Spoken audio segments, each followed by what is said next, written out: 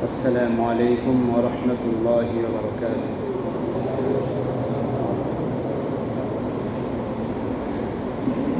الحمد لله الذي هدانا لهذا وما كنا لنهتدي لولا أن هدانا الله ونشهد أن لا إله إلا الله وحده لا شريك له الذي هدانا إلى صراط مستقيم ونشهد أن محمدًا عبده ورسوله هو سيد المرسلين وخاتم النبيين وعلى آله وأصحابه أجمعين. أما بعد فأعوذ بالله من الشيطان الرجيم. بسم الله الرحمن الرحيم.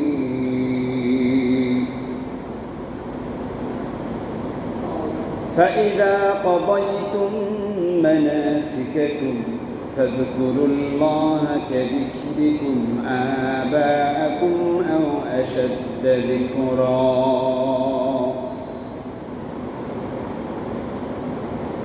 وقال رسول الله صلى الله عليه وسلم: الدنيا سجن المؤمن وجنة للكافر، أو كما قال النبي عليه الصلاة والسلام. وقال الشاعر: यही हम सब मुसाफिर है, वही आखिर ठिकाना, कोई आगे रवाना है, कोई पीछे रवाना। न घबरो मुसलमानों, न घबरो मुसलमानों, खुदा की शान बाकी है, अभी इस्लाम जिंदा है, अभी कुरान बाकी है। وقال الله تبارك وتعالى في شان حبيبه ومحبوبه: إن الله وملائكته يصلون على النبي يا أيها الذين آمنوا صلوا عليه وسلموا تسليما. اللهم صل على محمد وعلى آل محمد كما صليت على إبراهيم وعلى آل إبراهيم إنك حميد مجيد. اللهم بارك على محمد وعلى آل محمد كما باركت على إبراهيم وعلى آل إبراهيم إنك حميد مجيد. بلغ العلا بكماله، كشف الدجى بجماله، حسنت جميع خصاله، صلوا عليه وآله. الحمد لله. আল্লাহ পাক আমাদেরকে ভালোবেসেছেন, দয়া করে, মায়া করে, মহব্বত করে, দিলের বুঝ দান করে আল্লাহ পাকের ঘরে ইবাদত করার উদ্দেশ্যে আসার তৌফিক দিয়েছেন। এই জন্য শুকরিয়া আদায় করি আলহামদুলিল্লাহ। আজ শাওয়াল মাসের 12 তারিখ, 12ই শাওয়াল, 11ই এপ্রিল, 28শে চৈত্র, 12 জুমা। আলোচনার বিষয়বস্তু রমজান পরবর্তী আমাল বা রমজান পরবর্তী জীবন। যেহেতু রমজান মাস বিদায় নিয়েছে, আল্লাহ পাক আমাদেরকে বিদায় দেন নাই, দুনিয়ায় রেখেছেন, হায়াত দিয়েছেন, সুস্থ রেখেছেন। এখন আমাদের করণীয়টা কি, কি করব, কি করা দরকার, এই জন্য বিষয়বস্তুটা এভাবে আপনাদের সামনে ব্যক্ত করেছি: রমজান পরবর্তী আমাল বা রমজান পরবর্তী জীবন।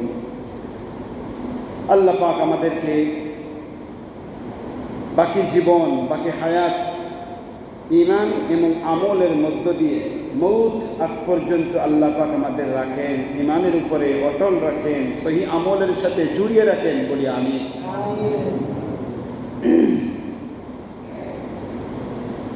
আল্লাহ, পৃথিবীতে মুসলমান বা ইমানদার ব্যক্তি কোনো বিশ্রাম নেই। কি নেই ভাই? কোনো বিশ্রাম নেই, কোনো রেস্ট নেই।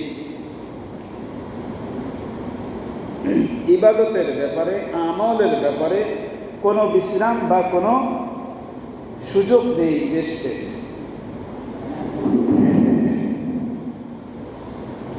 মানুষ সফরে গেলে, মাদারীপুর থেকে ঢাকা গেলে যাত্রী ছাউনি একটু বিরতি দেওয়ার, বিশ্রাম নেওয়ার সুযোগ থাকে।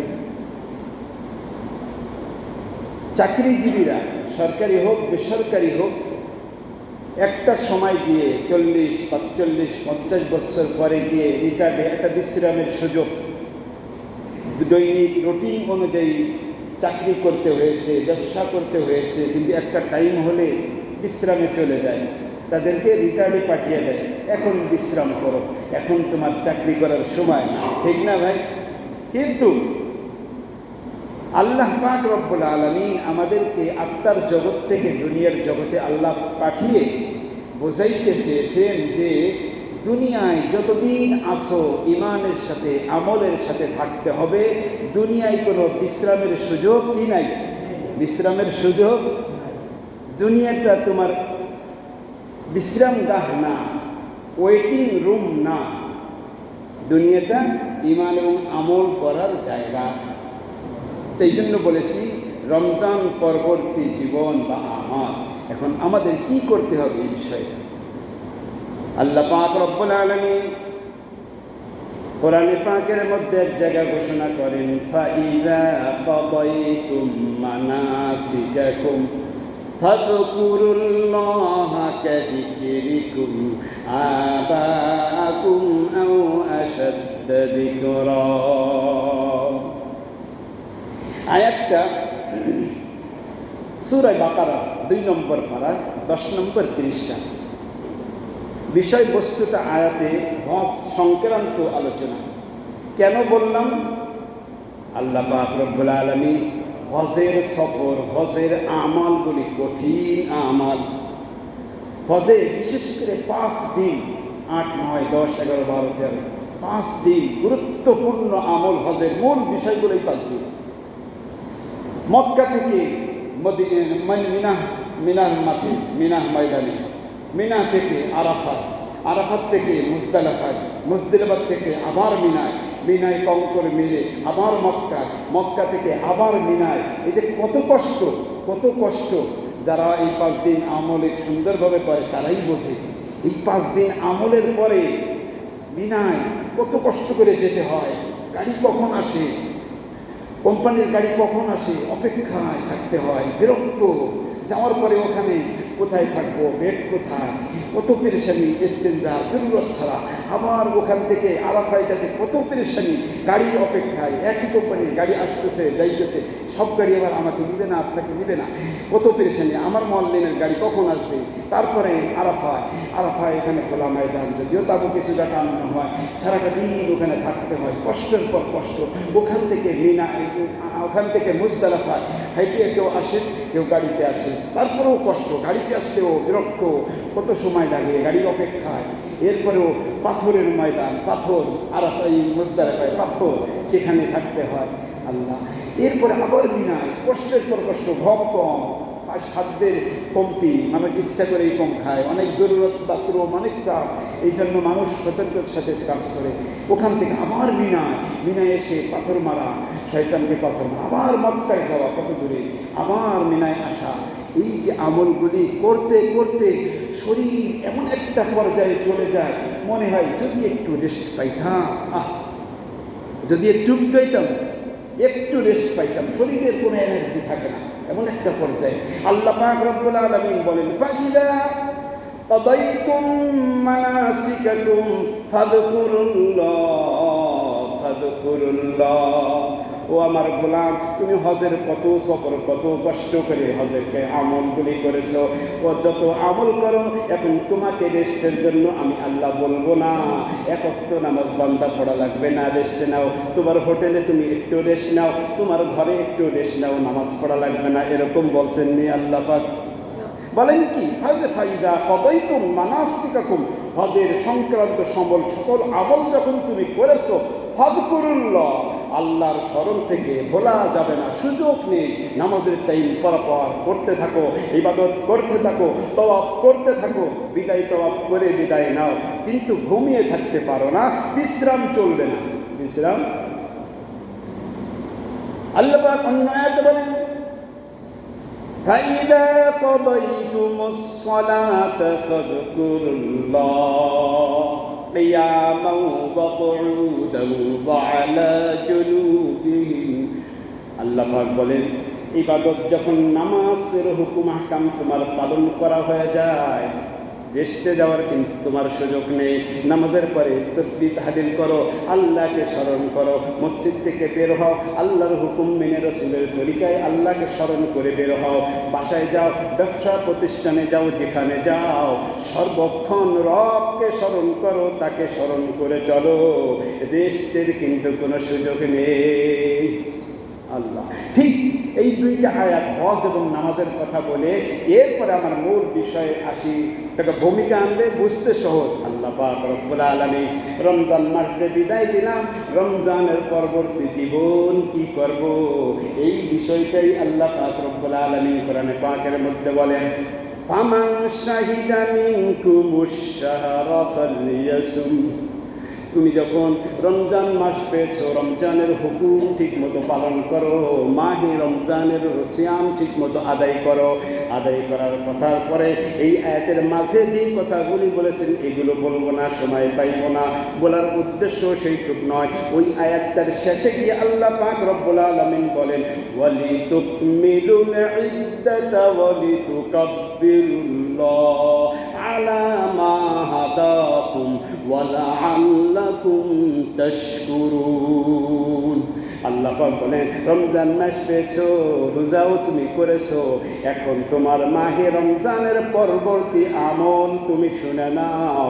ওয়ালিতুকমিলুল ইদ্দাহ, যখন মাহে রমজানের 1 থেকে শেষ পর্যন্ত প্রত্যেকটা মাহে রমজানের রোজা তুমি করেছো, মাসটাকে পূরণ তুমি করেছো ইবাদতের মাধ্যমে, প্রত্যেকটা রমজানের রোজা তুমি রেখেছো, মাহে রমজানের একটি মাস পুরা তুমি সময়টাকে পরিপূর্ণ করেছো। ওয়ালিতুকমিলুল ইদ্দাতা, পরিপূর্ণ তুমি করেছো, ইদ্দাতা গণনার দিক দিয়ে পুরোটা মাস রোজা রেখেছো। তোমার জন্য মাহে রমজানের কি করণীয়? ওয়ালিতুকাব্বিরুল্লাহ আলা মা হাদাকুম। এখন তোমার করণীয় হলো তুমি আল্লাহর বড়ত্ব প্রকাশ করতে থাকো। রেস্ট নেই, রেস্ট কি হবে? রেস্ট আছে নাকি? রেস্টের কোনো সুযোগ নেই। এই জন্য শুরুতে বলেছিলাম, মুসলমান ইমানদার পৃথিবীতে যতদিন আছে কোনো রেস্ট বলতে ইসলামে কিছু নেই। যে এত ইবাদত করলাম, ইমানের কাজ এত করলাম, সহি আমল এত করলাম, একটু রেস্টে যাই। আল্লাহ বলেন না, রেস্ট না, রেস্ট না। তুমি রমজানের রোজা করেছো, ঈদের চাঁদ উঠেছে, তোমাকে রেস্টের কথা আমি বলি নাই। মাগরিব পড়ো, ঈশা পড়ো, সারা রাত ঈদের রাত্রটাকে ইবাদত করো, ভিন্ন ফজিলাত। তোমাকে রেস্টের সুযোগ আমি রাখি নাই। কত কষ্ট করে একটি মাস রোজা রেখেছো, আমি রেস্টের কথা বলি না। তুমি তো রেস্টের জায়গা না। আল্লাহ বলেন মাহে রমজান ইবাদতের মধ্য দিয়ে কাটানোর পরে ওয়ালিতুকমিলুল ইদ্দাতা ওয়ালিতুকাব্বিরুল্লাহ, এখন আল্লাহ পাকের বড়ত্ব বয়ান করতে থাকো। রমজান পরবর্তী জীবন রবেকে ডাকতে থাকো। ওয়ালিতুকাব্বিরুল্লাহ আলা মা হাদাকুম, ইবাদত নামাজের মাধ্যমে রব্বে কারীমের বড়ত্ব প্রকাশ করো। ইবাদতের মাধ্যমে আল্লাহ পাকের বড়ত্বের প্রকাশ করো। কোরআন তেলাওয়াতের মাধ্যমে আল্লাহ পাকের বড়ত্বের প্রকাশ করো। তুমি জিকির আজকারের মাধ্যমে আল্লাহ পাকের বড়ত্বের প্রকাশ করো। সহিভাবে চলার জন্য, হিদায়াতের পথে চলার করার জন্য আল্লাহ পাকের বড়ত্বের প্রকাশ করতে থাকো। আলা মা হাদাকুম, প্রত্যেকটা ইবাদত বন্দেগী করার মধ্য দিয়ে রবের আল্লাহ পাকের বড়ত্বের প্রকাশ করতে থাকো। রমজান মাস পেয়ে মনে করো না ইবাদত বহুত করেছি, ইমানের আমল বহুত করেছি, এটা মনে করো না, তোমার মনে করাটা ভুল হবে। এই জন্য মাহে রমজানের পরবর্তী জীবন পরিপূর্ণভাবে ইবাদত করে আল্লাহ পাকের বড়ত্বের প্রকাশ করো। আল্লাহ বলতেছেন ওই রমজানের আলোচনার এই আয়াতটার শেষে দিন আল্লাহ। তাহলে আমরা কি পাইলাম? দুনিয়াটা তিনটে শব্দ বলব, আমরা সকলেই ছাত্র। ইসলাম নামক নবী আমাদেরকে দুনিয়ায় শিক্ষক হিসেবে এসেছেন, তাই এখন আমরা সকলেই ছাত্র। আমি শিক্ষক না, আপনারা ছাত্র না। তিনটে শব্দ আমরা মুখে উচ্চারণ করব, একটা হলো মেহনত, আর একটা হলো বিশ্রাম, একটা হলো কি, একটা হলো মেহনত, একটা বিশ্রাম, একটা আরাম। তিনটে শব্দ আমরা উচ্চারণ করব। মেহনত বলেন, মেহনত, বিশ্রাম, আরাম। মেহনত, বিশ্রাম, আরাম। মেহনত 2 নম্বরে, 3 নম্বরে আরাম। তিনটা শব্দ তিনটি জায়গার সাথে সম্পর্ক। মেহনত দুনিয়ার সাথে সম্পর্ক, বিশ্রাম কবরের সাথে সম্পর্ক, আরাম জান্নাতের সাথে সম্পর্ক। সুবহানাল্লাহ বলবেন না? মেহনত কিসের সাথে সম্পর্ক?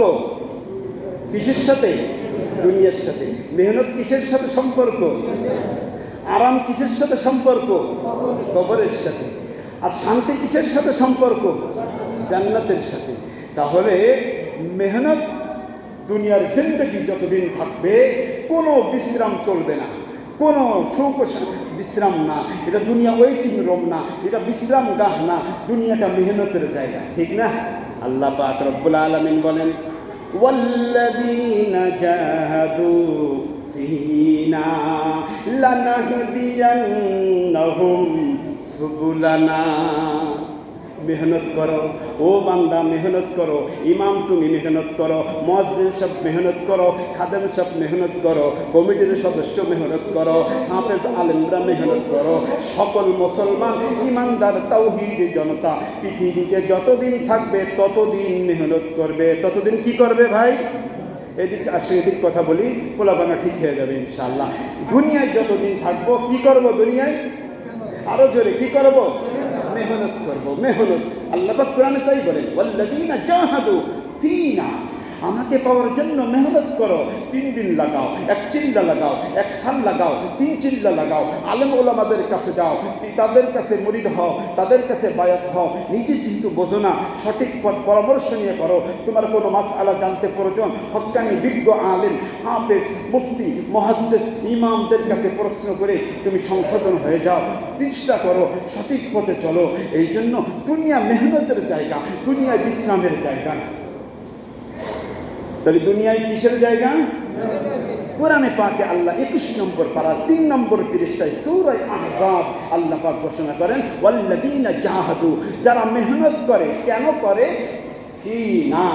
আল্লাহ বলেন আমাকে পাওয়ার জন্য, আমাকে পাওয়ার জন্য ঘর থেকে বের হয়ে মসজিদে আসে, আমাকে পাওয়ার জন্য সততার সাথে ব্যবসা করে, আমাকে পাওয়ার জন্য সততার সাথে চাকরি করে, আমাকে পাওয়ার জন্য সুন্দর ব্যবহার করে, আমাকে পাওয়ার জন্য আমার গোলামি করে। এই মেহনত তো দুনিয়ায়। এই জন্য আল্লাহ বলেন, আরে সব থেকে রসুল তাই বলেন যে সবচেয়ে বড় মুজাহিদ বাহাদুর ব্যক্তি তো সে যে নিজের উপরে কন্ট্রোল রেখে আল্লাহকে পাওয়ার জন্য চেষ্টা করে। আল মুজাহিদু মান জাহাদা নাফসা।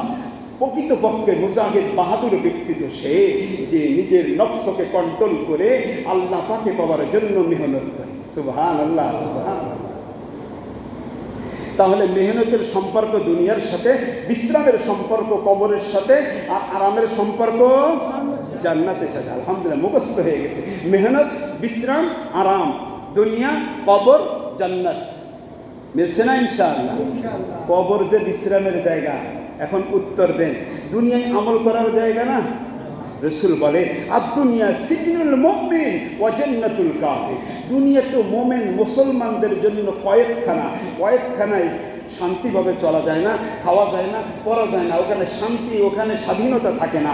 দুনিয়াটা স্বাধীন না, দুনিয়াটা স্বাধীনভাবে চলা যায় না। যেভাবে মনে চায় অর্থ ইনকাম করা, যেভাবে মনে চায় অর্থ ব্যয় করা, না না, যেভাবে মনে চায় আল্লাহ পাকের দেওয়া হায়াতটুকুন ব্যয় করা চলবে না, স্বাধীনতাটা না। অতএব মুসলমান ইমানদারদের দুনিয়াটা হলো কয়েকখানা। অতএব বন্দি জীবন চালাইবে, বিশ্রাম চলবে না, শুধু মেহনত চলবে, শুধু মেহনত চলবে, তাবলীগের মেহনত চলবে, পীর মাশায়েখের মেহনত চলবে, মাদ্রাসা মসজিদের খেদমত চলবে, হিদায়াতের পথে চলতে হবে, মানুষকে চালানোর জন্য মেহনত করতে হবে। দুনিয়াটা মেহনতের জায়গা। যে দুনিয়ায় মেহনত করবে আল্লাহ পাক কবরে তাকে বিশ্রামে রাখবে। কবরে তাকে কিভাবে রাখবে? বিশ্রামে রাখবে। দুনিয়ায় যদি মেহনত করে না যায়, কবরে বিশ্রাম না, কবর আমাকে আপনাকে সাইজ করবে, কবর মিলিয়ে যাবে, একটা পাশ আর এক পাশ মিলিয়ে যাবে, আমার আপনার হাড্ডি একটা আর একটার মধ্যে আল্লাহ না করে ঢুকে যাবে। কত কষ্ট, সাপ থাকবে, কষ্ট হবে, তখন আর কবরে বিশ্রাম গা হবে না, ওটা জেলখানা হয়ে যাবে। কিন্তু দুনিয়ায় যে মেহনত করবে, কবর তার জন্য বিশ্রাম গা হবে, ওটা ওয়েটিং রুম হবে। ওটা কি হবে? Waiting room. কেমন ওয়েটিং রুম? কবর যে বললাম বিশ্রামটা, আল্লাহর রসুল কি বলেন? 80 রসুলের হাদিসের একটা অংশ তেলাওয়াত করি। আল্লাহর রসুল বলেন, নাম কানাউমাতুল আরুস। রসুল বলেন, দুনিয়ায় তুমি মেহনত করে গিয়েছো, কষ্ট করে গিয়েছো, পরবর্তী রমজান পরবর্তী জীবনটাকে ঈমান এবং আমলের রং দিয়ে সাজিয়েছো। রসুল বলেন, আগে এসেছো কবরে। রসুল পূর্বে আগেই আমাদের ঘোষণা করে দিয়েছেন, নাম কানাউমাতুল আরুস। কবরে এখন দুলহানের মতো ঘুমিয়ে পড়ো, কেউ ডিস্টার্ব করবে না। বাসর ঘরে তোমাকে কেউ ডিস্টার্ব করে না, কেউ তোমাকে জ্বালাতন করে না, তোমার বাসর ঘরে মানুষ কেউ ঢোকে না, তোমার একদম স্বাধীন, তোমাকে বাসর ঘরে তোমাকে বিশ্রাম রাখে, কেউ ডিস্টার্ব করে না, কোনো কষ্ট নেই। আল্লাহর রসুল বলে, দুনিয়ায় মেহনত করে এসেছো কবরে। রসুল বলেছেন, দুলহান স্বামী স্ত্রী বাসর ঘরের মতো, ওখানে একটু রেস্টে থাকো, রেস্টে থাকো, রেস্টে থাকো। সুবহানাল্লাহ। রেস্ট চাই না ভাই? রেস্ট চাইতে হলে কি দুনিয়ায় কি করতে হবে? মেহনত। কি করতে হবে? মেহনত, মেহনত। আল্লাহ। তাহলে রমজান পরবর্তী জীবন কি পাইলাম? দুনিয়ার মেহনত করতে হবে, কবরে বিশ্রাম থাকতে হবে, আরামের জন্য কোথায় যেতে হবে? আল্লাহ পাক রব্বুল আলামিন বলেন, সালামুন আলাইকুম তিবতুম ফাদখুলুহা খালিদিন। জান্নাতে ঢোকো, শান্তি, আরাম, আয়াস, শান্তি ভোগ করতে থাকো। সুবহানাল্লাহ। মানুষ দুনিয়ায় কষ্টের পরে যদি একটু বিশ্রামের সুযোগ পায়, মনে হয় হাতটা ছেড়ে দেয়, শরীরটা ছেড়ে দেয়, পাইলাম শান্তি। শান্তি না। 2 মাস 3 মাস ইলেকশনের মেহনত, প্রত্যেকটা ঘরে ঘরে এমপি মন্ত্রী কমিশনকে যাইতে হয়। কত কষ্ট না ভাই? একটা এমপি সারা থানায় 2 থানা মিলে যাইতে হয়, কত কষ্ট। নির্বাচন যখন হয়ে যায়, ঘোষণা যখন হয় অমুক এমপি হয়ে গেছে, শান্তির নিঃশ্বাস ফেলে না ভাই? কথা বলে বন্ধু।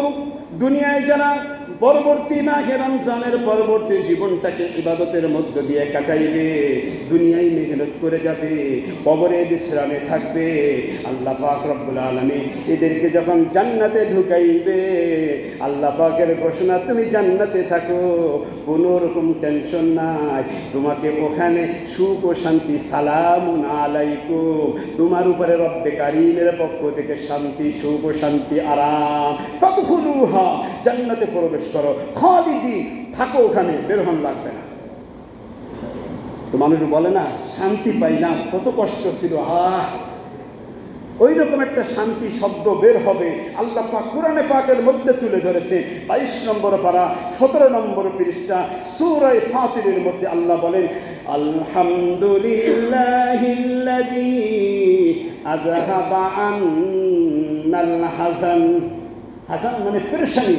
আল্লাহ বলেন, যখন জান্নাতে প্রবেশ করবে, দুনিয়ায় যারা মেহনত করেছে, তাবলীগের কাজ করেছে, 3 দিন লাগাইছে, 1 চিল্লা লাগিয়েছে, 1 সাল লাগিয়েছে, 3 চিল্লা লাগিয়েছে, নিজেকে সংশোধনের জন্য ইমামের কাছে গিয়েছে, প্রত্যেকটা অনুষ্ঠান ইমামের সাথে পরামর্শ করে সহিভাবে করেছে, নিজেকে সংশোধন আত্মশুদ্ধির জন্য হক্কানি পীর মাশায়েখের দরবারে গিয়েছে, দুনিয়ার সকল মেহনতের রাস্তায় দৌড়াদৌড়ি করার পরে তুমি যখন কবরে বিশ্রামে থেকেছো, ডিস্টার্ব করে নাই, জান্নাতে যখন আমি আপনি ঢুকবো, তখন বলবো আলহামদুলিল্লাহ আলহামদুলিল্লাহ, সকল প্রশংসা ওই আল্লাহ যিনি আযাহাবা আন্নাল হাযান, যিনি আমার দুনিয়া কবরে এবং আখিরাতে ফুলসিরাতে মিজানে সব জায়গার পেরেশানি যেই আল্লাহ আমার দূর করে দিয়ে জান্নাতে প্রবেশ করাইলেন, ওই রবের প্রশংসা। সুবহানাল্লাহ বলতেন না? দুনিয়াটা মুসাফির খানা, ঠিক না? আমার আপনার আত্মার জগতে ছিলাম, আল্লাহ থাকতে দিয়েছে বলেন? যারা এখন আছে তারাও থাকবে? আল্লাহ পাক ধাক্কা দিয়েছেন, ধাক্কা দিয়ে বলেন এই আত্মার জগৎ তোমার জায়গা না, এটা তুমি মুসাফির, এখানে তোমাকে স্থান ত্যাগ করতে হবে। আল্লাহ পাক কুদরতিভাবে ধাক্কা দিয়ে দুনিয়ায় মায়ের গর্ভে এনেছিলেন কিনা? কথা বলেন। আল্লাহ পাক মায়ের উদরে এনে মায়ের গর্ভে রাখলেন, ওখানেও আমি আপনি থাকতে পারি নাই। আল্লাহ ধাক্কা দিলেন, বলেন না না, মায়ের গর্ভ স্থায়ীভাবে থাইকার জায়গা না, তুমি তো মুসাফির, তোমার স্থান দুনিয়ায় যেতে হবে। আল্লাহ এনেছেন কিনা? ও বন্ধু, দুনিয়াটাও কি আমি আপনি স্থায়ী না অস্থায়ী? তাহলে দুনিয়াটাও আমি আপনি মুসাফির, কথাটা সত্য কিনা? ও বন্ধু, দুনিয়াও মুসাফির, এখানে থাকার জায়গা না। আল্লাহ পাক দুনিয়ার থেকেও আল্লাহ কুদরতিভাবে ধাক্কা দেবেন, ফেরেশতাকে বলবেন আজরাইল, আবুল হাসান, আব্দুল খালেক, আব্দুল সত্তারের সময় শেষ, আর ওখানে থাকা যাবে না, তুমি একটু ধাক্কা দাও, দুনিয়ার থেকে বিদায় দাও, কবরে আনো, ঠিক কিনা? ও বন্ধু, কবরেও থাকা যাবে না, কবর থেকে হাসরে ধাক্কা দিয়ে নিয়ে যাবে, হাসর থেকে ফুলসিরাতে ধাক্কা দিয়ে নিয়ে যাবে, ফুলসিরাত থেকে ধাক্কা দিয়ে মিজানে নিয়ে যাবে। ও বন্ধু, সব গাড়িতে ধাক্কা দিয়ে কুদরতিভাবে আল্লাহ পাক রাখবে না। স্থায়ী বাসস্থান কোথায় সকলের বলতে হবে? জান্নাত, ওটাই মুকিম, ওটাই স্থায়ী, আর সব অস্থায়ী, সব মুসাফির খানা, ঠিক কিনা ভাই? আল্লাহ সেটাই বলেন। আল্লাযী, ওই আয়াতের পরের আয়াত 7-22 নম্বর পারার 17 নম্বর পৃষ্ঠা, পূর্বে যে আয়াতটা তেলাওয়াত করেছি আলহামদুলিল্লাহিল্লাযী আযহাবা আন্নাল আহজান, এই আয়াতের পরের আয়াত আল্লাযী আহাল্লানা দারাল মুকামাতি মিন ফাদলি। আল্লাহ বলেন আমি তোমাকে এখন মুকিম বানায় দিলাম, জান্নাত দিয়ে তোমাকে মুকিম বানাইলাম, ওখান থেকে বের হওয়ার আর সুযোগ। আত্মার জগৎ থেকে ধাক্কাইতে কোথায় গিয়েছি? জান্নাতে, ওখান থেকে আর নড়ার সুযোগ। আল্লাহ তাই বলে আল্লাযী আহাল্লানা দারাল মুকামা, দার মানে ঘর, মুকাম মানে স্থায়ী, আর এটা অস্থায়ী না। দারাল মুকামা, মুকিম বানায় দিলাম। দুনিয়ায় আমরা এখান থেকে ঢাকা গেলে মুকিম আর থাকি না, মুসাফির হই। অর্থাৎ আত্মার জগৎ থেকে জান্নাতে ঢোকা পর্যন্ত আমরা মুসাফির, দড়ির উপরে আসি, ধাক্কার উপরে আসি, কিন্তু জান্নাতে ঢুকলে আর কেউ ধাক্কা দিতে পারবে না, ওখানে স্থায়ী, ফাদখুলুহা খালিদিন, স্থায়ী হবে। এই জন্য আমার আলোচনার বিষয়বস্তু ছিল, আমরা বুঝেও আসছি, শুরুতে 2টা আয়াত বলেছিলাম যে ইবাদত দুনিয়ায় হজের বিষয় হোক, নামাজের বিষয় হোক, এরপরেই আল্লাহ বলেন যে না, আল্লাহর বড়ত্ব প্রকাশ করতে থাকো। নামাজ পড়েই শেষ হয় নাই, রোজা হজের আহকামগুলি পালন করেই শেষ হয় নাই, ঠিক মাহে রমজানের আলোচনা করার পরে ওই আয়াতের শুরু কিছু বলেছিলাম, মাহে রমজান বিদায় দিলাম, মাহে রমজানের পরবর্তী করণীয় বিষয় আলোচনা করতে গিয়ে বলেছি ওলি তুকমিলুল ইদ্দাতা ওলি তুকাব্বিরুল্লাহ আলা মা হাদাকুম ওয়া লাআল্লাকুম তাশকুরুন। তাহলে মাহে রমজানের পরবর্তী জীবন আমাদের কি করতে হবে? রমজানের পরেও রব্বে কারীমের বড়ত্ব প্রকাশ কতদিন? মৌতাক পর্যন্ত। ওয়াবুদু রব্বাক হাত্তা ইয়াতিয়াকাল ইয়াকিন, মৌতাক পর্যন্ত ইবাদত চলবে, আমলের সাথে থাকতে হবে। এই মেহনত চলবে, তাহলে কবরে বিশ্রাম হবে। মেহনত চলবে না, কবরে বিশ্রামের জায়গা হবে না। যে মেহনত করে দুনিয়ার থেকে যেতে পারবে, কবর তাকে সম্মান করবে, দুলহানের মতো সেখানে বিশ্রামের জায়গা হবে। পরিশেষে আল্লাহ পাক রব্বুল আলামিন জান্নাতে স্থান দিবেন। এই জন্য আল্লাহ আমাদেরকে আল্লাহ সর্বক্ষণ রব্বে কারীমের শুকরিয়া। ওই আয়াতের শেষে বলা হয় ওয়ালি তুকাব্বিরুল্লাহ আলা মা হাদাকুম ওয়া লাআল্লাকুম তাশকুরুন। এই আরেকটা কথা, 2টা কথা বলেছে মাহে রমজানের পরবর্তী 2টা কাজ। একটা হলো সকল ইবাদত করে রব্বে কারীমের বড়ত্ব প্রকাশ করা, দ্বিতীয় হলো আল্লাহ পাকের শুকরিয়া আদায় করা। কারণ মাহে রমজান পাইয়ে তোমার নবী 1400 বছর পূর্বে যে যেইভাবে মাহে রমজান এসেছে তোমরা ঠিক সেইভাবেই মাহে রমজান তোমরা পালন করতে পেরে রব্বে কারিমের শুকরিয়া আদায় করো। কারণ ইহুদিরা মাহে রমজানের এক মাস রোজা পেয়ে তারা এটাকে করে নাই, তারা মুহররমের একটা রোজা করে মাহে রমজানকে তারা বাদ দিয়েছে। খ্রিস্টানেরা মাহে রমজানকে তারা পালন না করে এত কষ্ট, এত বড় দিন মন মতো তারা পরিবর্তন করে, যেই শীতকালে যেই সময় দিন ছোট তারা সেইভাবে করেছে। করতে করতে বেশি বাড়াবাড়ি করে তারা 50 দিন রোজা রাখার সিস্টেম চালু করেছে। এক পর্যায়ে তারা বাদও দিয়েছে। কিন্তু আমরা এমন একটা নবীর উম্মত, এমন একটা জাতি যারা রব্বে কারিমের পক্ষ থেকে যখনই মাহে রমজান নবীর উপরে ফরজ হয়েছে তখন থেকে এই পর্যন্ত কোনো পরিবর্তন নাই। যে কটা রোজা হয়েছে সেই কটাই রোজা আমরা করেছি। আল্লাহ পাক সেটাই বলতে চান, ওয়ালিতুকাব্বিরুল্লাহ আলা মা হাদাকুম ওয়া লাআল্লাকুম তাশকুরুন। শুকরিয়া আদায় করো যে আল্লাহ তোমাকে সহিভাবে সুন্দরভাবে রোজা রাখার তৌফিক দান করেছেন। সুবহানাল্লাহ। এই জন্য মাহে রমজানের পরবর্তী জীবন কি পাইলাম? দুনিয়ায় যতদিন থাকি মেহনত করতে হবে, কবরে যদি বিশ্রামে থাকতে হয়, কবরে বিশ্রাম থাকতে হলে আল্লাহ পাক আমাদেরকে সুখ শান্তি আরামের জায়গা জান্নাতে দিবে। এই জন্য ভাই দুনিয়ায় যতদিন আমরা হায়াত পাই আল্লাহ দে ততদিন মেহনত করতে রাজি আছি না ভাই? ইনশাআল্লাহ। তাহলে 3টে কথা বলেছিলাম, কি বলতে পারেন ভাই? মেহনত, বিশ্রাম, আরাম। এই 3টের সম্পর্ক কিসের সাথে?